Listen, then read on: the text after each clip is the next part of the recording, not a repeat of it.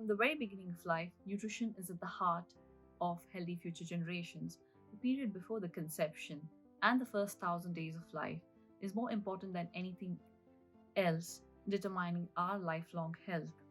My research at Leeds investigates how a mother's diet, her lifestyle, markers of metabolism predict a newborn's birth weight and adiposity in the Born and Bradford cohort.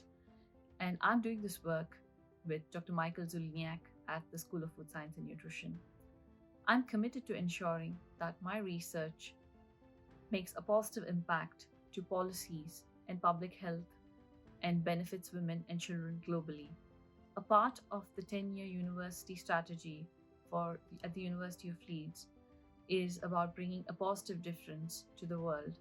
And if we are to produce these innovators who are going to tackle global challenges such as inequalities, climate change, and economic recession, then we first need to know how do we produce these healthy future generations who are going to be these innovators.